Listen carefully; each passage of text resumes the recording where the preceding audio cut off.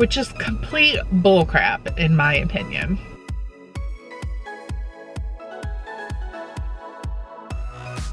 If I could just hit anything right now.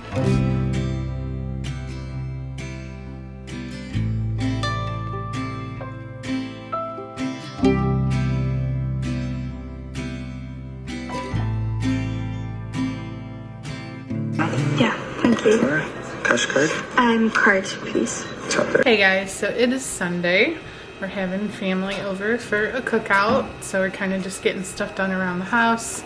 Ken just got back from the store buying a new blower, I guess. The one we had is like gas operated. He would sit and torque on it trying to start it, and something was wrong with it. So he's like, let's get a battery operated one. So all you gotta do is press the button and we're good to go. So he's charging the battery for that right now. We just have like all those little helicopters and I don't know, stuff from the trees. We kind of just want to blow out around the pool, clean that up a little bit. I already made macaroni salad, and now I'm making the Better Than Sex chocolate cake, like dessert. It's so easy. You just follow directions on the Devil's Food cake box. So then once it cools, you poke like holes in the cake with like a little round end of a wooden handle or whatever. And then you pour sweetened condensed milk over top, a jar of caramel, and then you top it with Cool Whip, you know, like the bowl of Cool Whip. And then you crumble up either Heath Bar or Reese's Peanut Butter Cup on top. And it's so simple, but it's so amazing. So I'm making that right now. Chase and Asha actually just got here, and I'm just ready to go outside, put my bathing suit on, and get some sun for the day. So I want to hurry up and get this done. I want to jump around when I think about yesterday. Your smile, your style so fly, my oh my. As time stood still, I got the urge to steal a kiss, and so I did. Now I'm embarrassed, but just a little bit. Oh, there must be gold on those lips and honey on those fingertips. Hey guys, good morning. So it is the day after Memorial Day. It is Tuesday morning, and I'm headed to my hair appointment.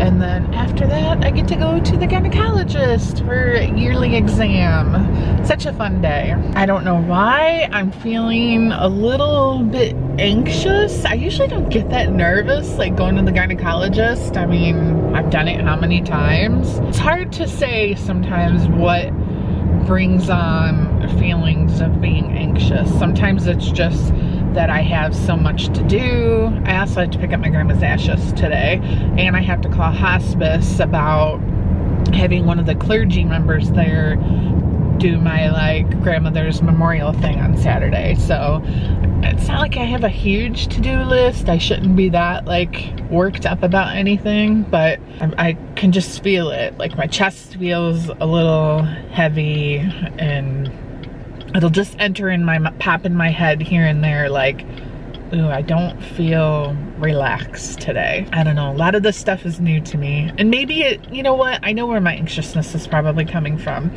I want to bring up to my gynecologist the situation that happened with me last year, that I went to therapy, that I got these medications, which ones I took, which ones I didn't, and ask her opinion on whether or not, like, the fact that I need and want to take Ambien once in a while, especially like if I'm traveling, certain situations where I just don't sleep very well, and then if I can't fall asleep, I start to feel a lot of anxiety. Like, is this really that big of a deal? I just need another doctor's opinion. And then when I go to my doctor in September, my family doctor or internal medicine, whatever, if we're not on the same page, then maybe I need to find a new doctor. So maybe, I think I'm just starting to figure this out as I'm talking out loud to you guys. I think maybe that's where my anxiousness comes from, because I have this kind of deep feeling of needing my feelings to be validated on how I feel about this whole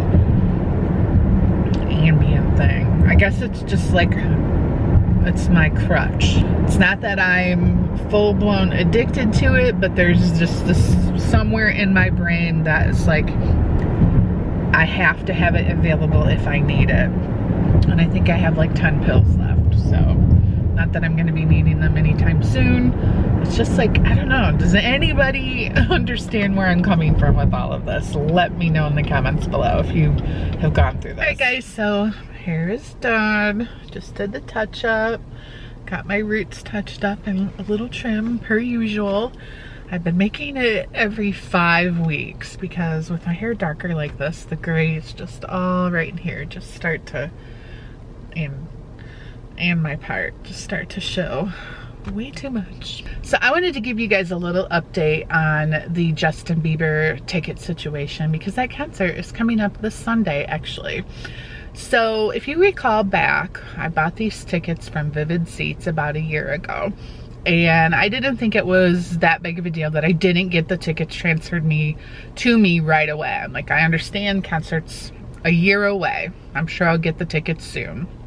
So we were out of town one day and standing in line at a restaurant actually, and I got the tickets transferred to me. And they were the wrong tickets. They were for a completely different event in another state. However, the seats were accurate.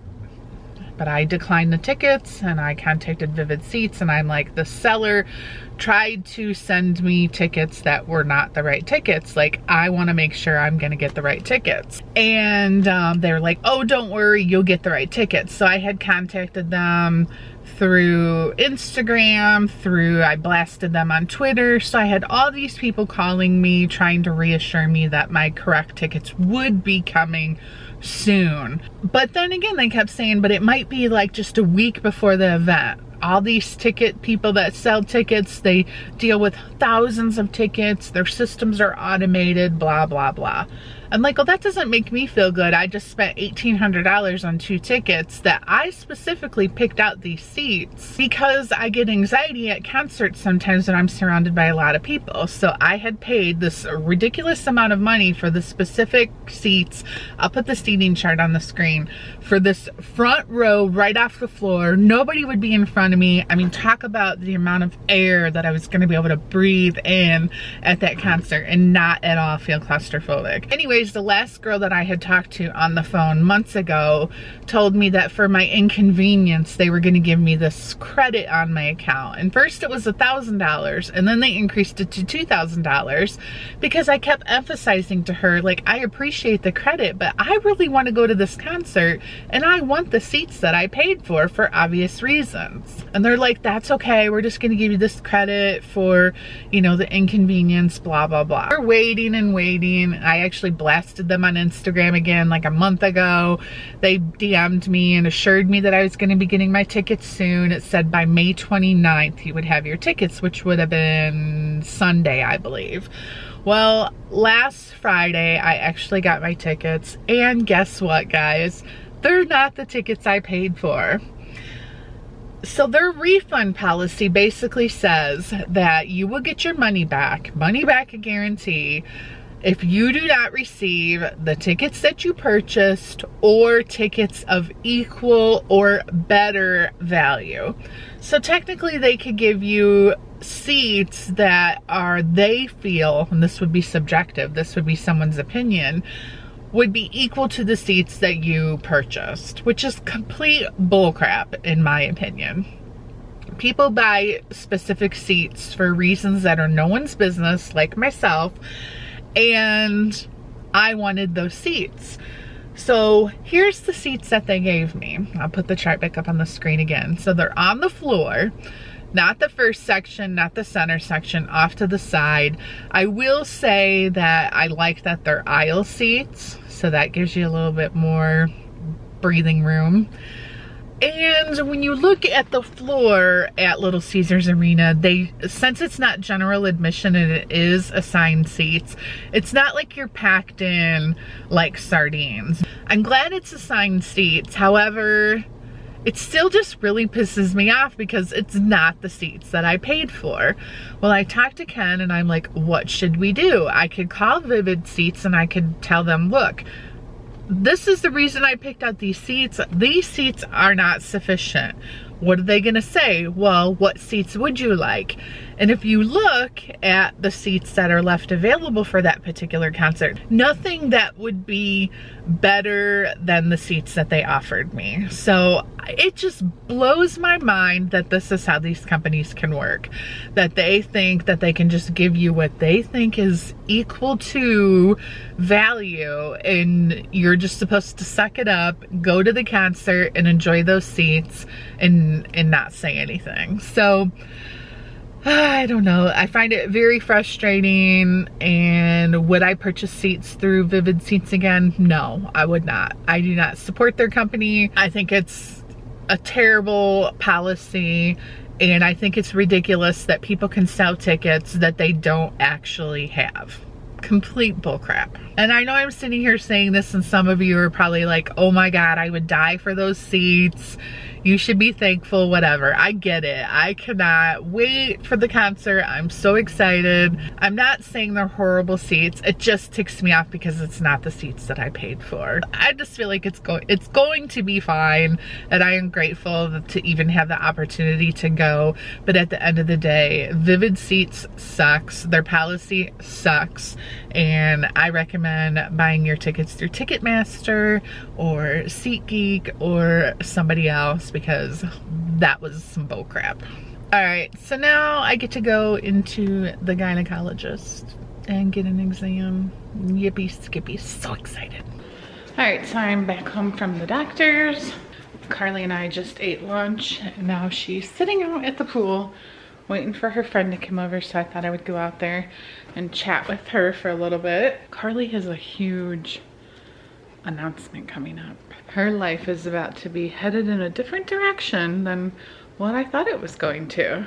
Kind of crazy, kind of came out of nowhere. I'm sure she'll probably share that with you guys here soon. Everything at my doctor appointment went well. I mean, obviously you have to wait for the pap test results to come back, but other than that, everything was good. And I did talk with my doctor about the whole Ambien thing, and she just reassured me basically just that I was like asking, is it really that big of a deal if I have to rely on this Ambien throughout the year, like when I travel and that sort of thing, until, I don't know, I'm sure eventually, hopefully, knock on wood, I will, like, maybe things will be back to normal and this will never be an issue for me ever again. But until then, I would just like to know that it's not like I shouldn't be treated by my internal medicine doctor to feel like if I need this medicine to fall asleep that I'm like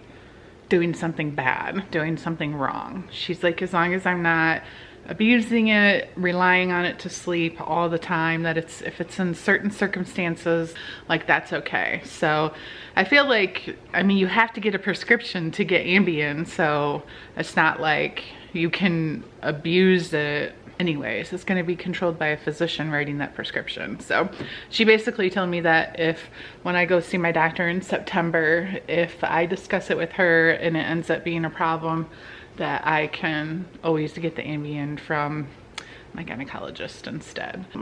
That's the update there. So thanks guys, we're gonna just wrap up this video here. I basically have to work the rest of the day, catch up on emails from the holiday weekend, and I might film another book video. It's like, if I could just have anything right now, if I could make any little wish come true, I'd want to make like book videos constantly and have those types of videos do really well on my channel, because I'm literally just obsessed with reading. There's so many book videos I want to make. Like, I just see what other kind of trending book videos other people are doing. And I don't want to start a book channel. So, you know, we'll probably just have book videos every other week here on this channel. Or if I do ever get to like posting them weekly, I'll make sure they're like bonus videos, not being replaced by like our 3 vlogs a week. You know what I mean? It'll be like an extra. If you post book videos, or if you have any book video channels, whatever you want to recommend, comment those down below as well. So anyways, thanks guys for watching. We'll see you next time. Bye.